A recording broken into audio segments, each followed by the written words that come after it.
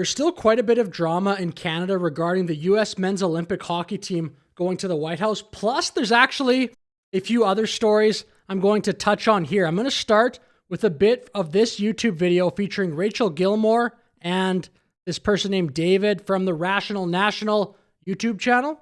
I love hockey. I feel like players could do so much better. They have a platform. When you have a voice and a platform, especially in an apolitical space, your ability to impact culture and politics is more than you realize. And when he might even be correct on that. He probably is. It's very unfair then to just be upset that they don't have the same politics as you do. Squander it like this. Not just squander it, but give their glory to a pedophile, adjudicated rapist, and a man that has been threatening Canada's sovereignty over the past year.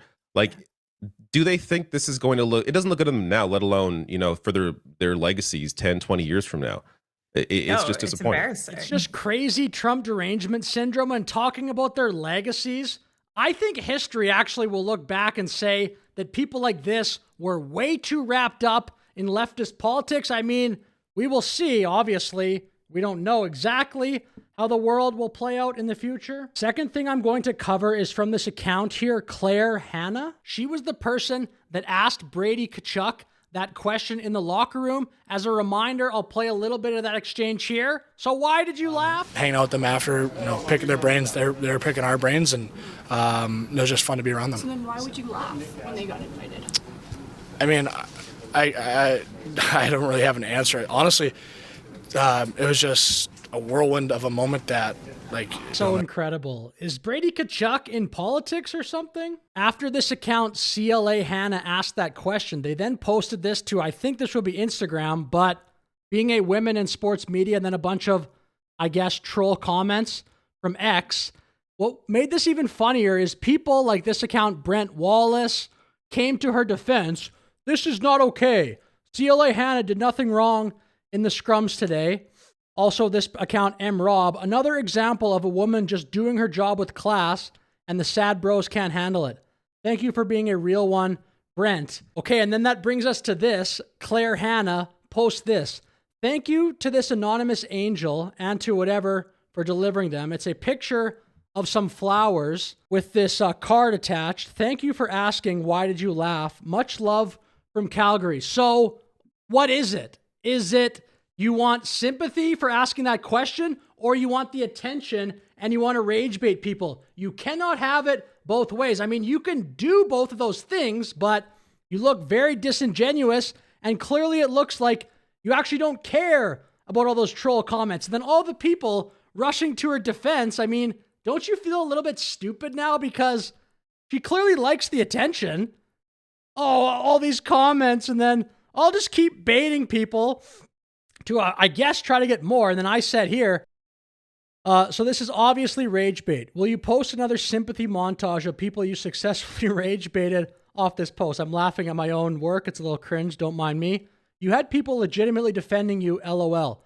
Clearly you prioritize the attention. I mean, the thing about the negative media attention that people like Brady Tkachuk and Auston Matthews are now getting, do you think they like this? In my opinion, there's no way deep down they like this. I'm going to play a little bit of this clip here from Brady and Matthew Tkachuk on this Part of My Take podcast.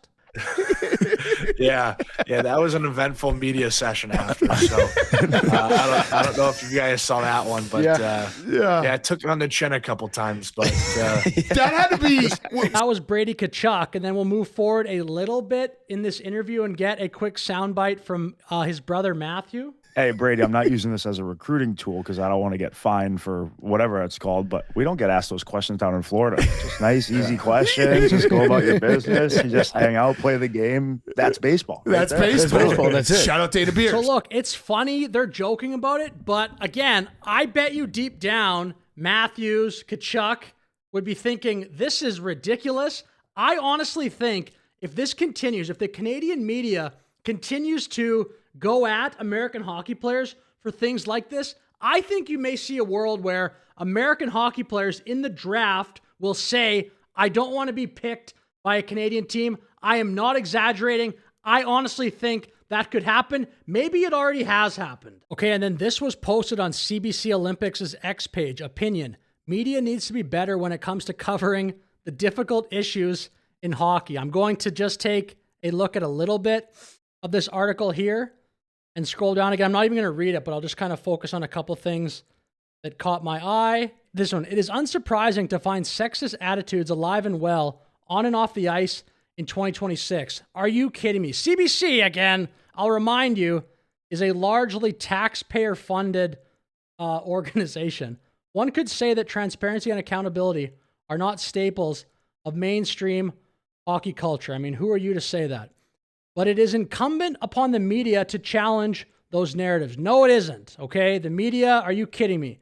In the U.S., the media have been asking the players who have settled back into their NHL teams about the locker room incident. And then she covers this tweet here, Brady Tkachuk, this from Claire Hanna, or the person that wrote this article, whatever. And again, I'm not going to read this entire thing, but... And then there's also this. This is a separate story. Saturday night, during the Hockey Night in Canada broadcast, Elliot Friedman, arguably Canada's top hockey insider, made a joke in reference to an NHL player turning down trade requests. Friedman said to host Ron McLean, "You know, it's kind of like dating, Ron. The more somebody tells you no, the more attractive they get. Even without malicious intent, it was flippant and, in my opinion, deserved an acknowledgement of having offended some in the audience." Look, if those statements offended you, you should just shut the fuck up. Stop taking everything in the worst possible interpretation you can. Have a little bit of faith that people are just trying to talk and get through the world like all of us are. You know, it's kind of like dating, Ron.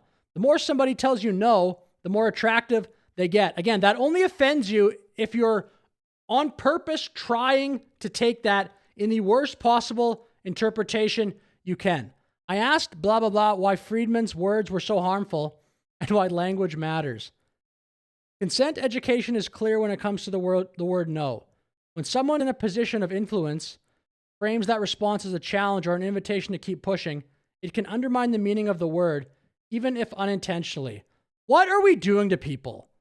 So what, now Elliot Friedman, because he tried to make a joke in the heat of the moment, has to freaking have this article where his name is mentioned and you bring up consent education? I mean, I'm just reading the joke on paper as opposed to seeing it live, but it's not a funny joke. But how unfair is it to Elliot Friedman to be doing this? Okay, and I'll finish my video out back where we started. Just one more short clip from this video here. This person on the right is talking about Auston Matthews.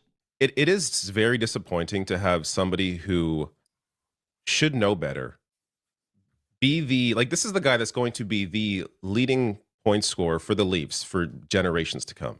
And now his legacy is ever attached to that meeting with Donald Trump. Now, you know, it's not. It's only attached to his legacy if you're a radical leftist that sees everything through your radical left political lens. And again, if I thought these hockey players should definitely be right-wing politically, and if not, they were impacting their legacy, that would be weird too. But with that said, please like the video, please subscribe. Have a great day.